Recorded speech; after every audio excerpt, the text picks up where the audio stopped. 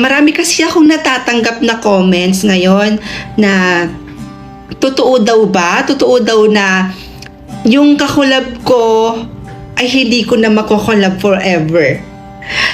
In short, totoo daw ba na nag-signing off na nga yung collaboration namin ni Kyle Silva? Or prank nga lang ba? So, bago natin sagutin yan, gusto ko munang magpasalamat sa mga taong tumangkilik, nagmahal sa amin, nanood po ng mga videos namin, nag-idolize sa amin, sumuporta po sa amin simula umpisa hanggang ngayon. Maraming salamat po sa inyo.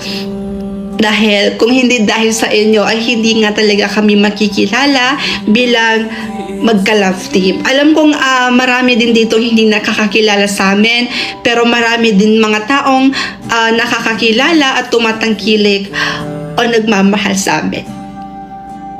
Sa mga nagtatanong kung ano nga ba ang naging dahilan kung bakit nag-signing off ang aming collaboration or ng love team namin dalawa. Isa lang po yung naging dahilan. At matapang ko pong sasabihin yun sa inyo. Dahil nagkagusto po talaga ako sa kanya, hindi lang bilang magkaibigan. Sumobra po talaga ako. Hindi ko po sinasadya na mahulog po yung loob ko sa kanya. Doon tinry kong sabihin sa kanya na gusto ko siya. Dahil sa pagkakaibigan yung nararamdaman ko sa kanya. Kasi tanga-tanga ko eh.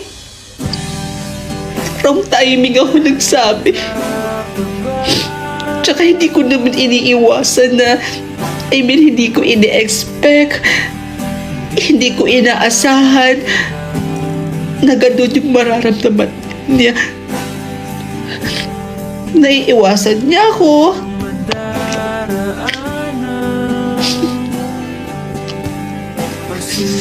Hindi ko po intensyon na masira yung pagkakaibigan namin dalawa.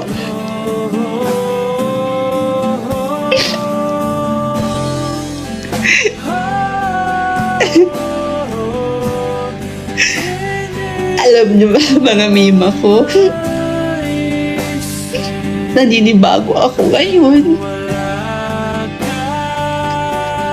Hindi na ako sanay na wala nang Kyle na nangangamusta sa akin, nagchat-chat sa akin. Siguro kasi ang tanga-tanga ko kasi yung mga ipinapakita niya sa akin, binibigdil ko eh.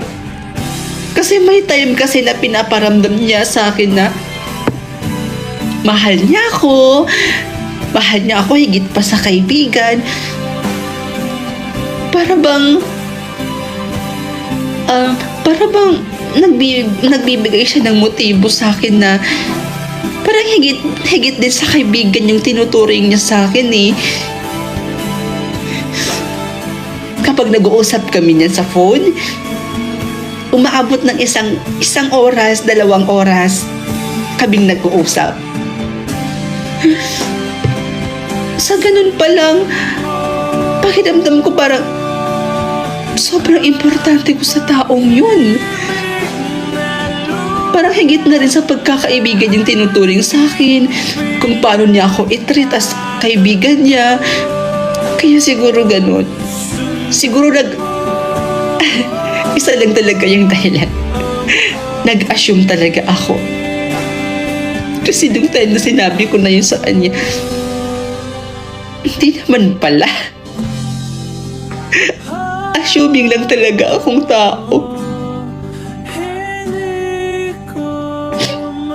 At nung nasabi ko na kasi yun sa kanya, ayun, hindi ko inaasahan na i-unfollow niya ako sa TikTok, i-unfriend niya ako sa Facebook. Tapos nasaktan na naman ako doon. Sabi ko, sige, para hindi ko na rin siya makita, Hindi ko na makita yung pagmumukha niya dito sa TikTok. Sige, ibablock ko na rin siya. Binlock ko siya sa Facebook. Binlock ko na rin sa TikTok. Tapos hindi ko na namamalayan. Nag-post na pala siya ng video na nag-signing off na daw kami.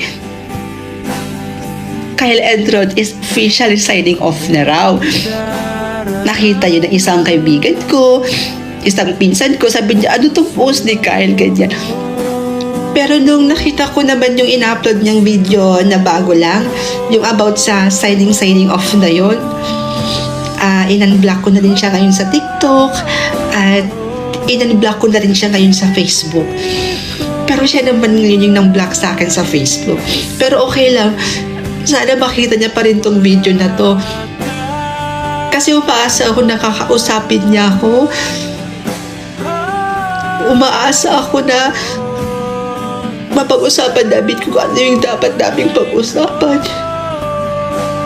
Makapag-sorry ako sa kanya.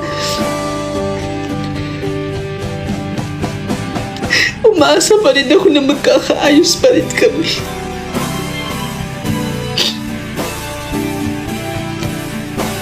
Kyle? Kyle, kung nanonood ka ba ngayon, gusto ko lang sabihin sa'yo na sorry ha. Sorry kung hindi ko napigilan yung sarili ko.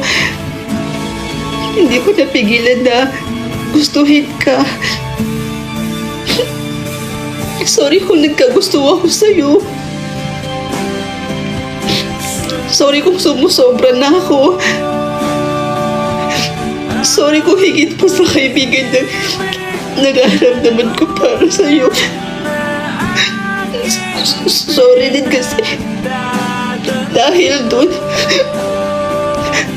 iniiwasan mo na ako at nasira yung pagkakaibigan natin. Sorry. Again, Kyle and Rod's love team is officially signing off. Maraming salamat po sa mga tao na sumuporta at nagmahal sa amin simula umpisa hanggang ngayon. Mahal ko rin po kayo.